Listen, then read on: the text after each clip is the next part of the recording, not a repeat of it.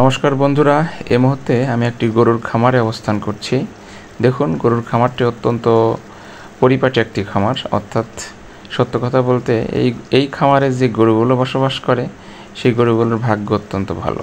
অর্থাৎ এরা জমিদারি স্টাইলে বসবাস করছে। এদের খাবার জায়গা, এদের বাসস্থান, এদের শোবার জায়গা সব কিছু অত্যন্ত উন্নত মানের। বাংলাদেশের বসবাসকারী গরুদের এত ভালো ভাগ্য হয় বলে মনে হয় না, কারণ বাংলাদেশে সাধারণত গরুর খামার বর্তমানে তৈরি হচ্ছে নতুন করে, কিন্তু আগে যে গরুগুলো দেখা যেত এক হাঁটু কাদার মধ্যে সবসময় দাঁড়িয়ে থাকতো, সেখানেই তারা খড় খেত এবং খড় খেতে খেতে ওইভাবে কাদার মধ্যেই শুয়ে পড়তো।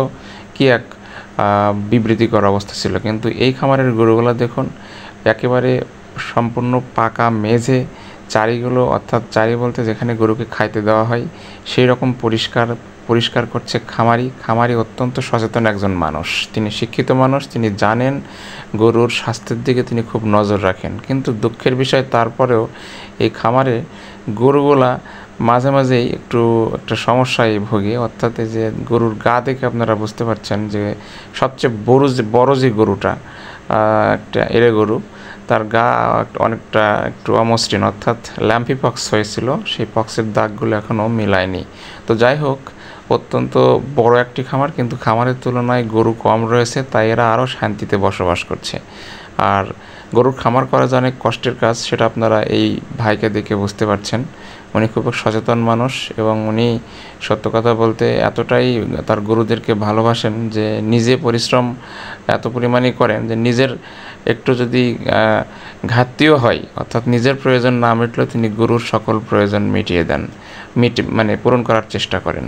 তো তারপরেও বলবো যে আসলেই মানে এই খামারের গরুগুলা অত্যন্ত ভাগ্যবান জন্যেই এই খামারে জন্মগ্রহণ করতে পেরেছে। আর এখানে দেখতে পাচ্ছেন 4 থেকে 5টা গরু রয়েছে, 4টা গরু রয়েছে এখন। এখানে আরও গরু বৃদ্ধি করা যাবে, কিন্তু বৃদ্ধি করা হয়নি গরুদের কথা চিন্তা করে, কারণ তাদের সেক্ষেত্রে আরাম করার জায়গা হয়তো কমে যাবে, এটাই চিন্তা করা হয়েছে।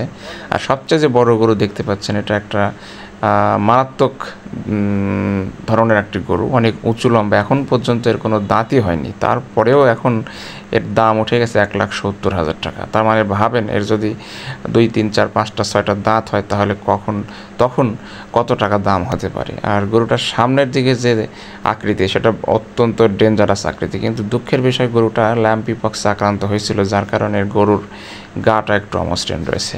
আর এই কারণে গরুর খামারির একটু লসই হচ্ছে বলা চলে।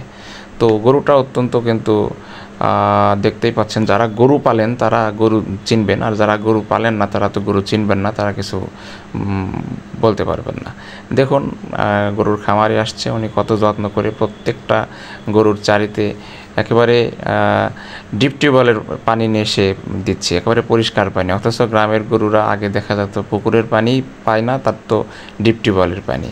কাদার মধ্যে শুয়ে থাকতো, তাদের পায়ের নিচে এক হাঁটু কাদা থাকতো, একটা অন্যরকম পরিবেশ ছিল। কিন্তু বর্তমানে গরুর খামারের অত্যন্ত সচেতন, তারা চেষ্টা করে নিজের থেকেও তার গরুদেরকে ভালো পরিবেশ দিতে, ফ্যান সেট করে দেয় গরুদের যাতে শুয়ে থাকতে কোনো কষ্ট না হয়, এজন্য বাজার থেকে দামি দামি কার্পেট নিয়ে তাদের পায়ের নিচে বিছিয়ে দেয়। এছাড়া গরুকে যেন মশা না লাগে সেজন্য অনেকে মশারি টাঙিয়ে দেয়, আবার অনেকে কয়েল দিয়ে দেয়, স্প্রে করে দেয়, একটা অন্যরকম পরিবেশ।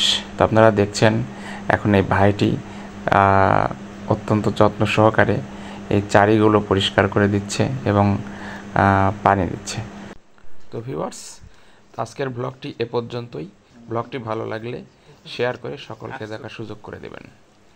ভালো থাকবেন, ধন্যবাদ। দেখা হবে পরের একটি ব্লগে।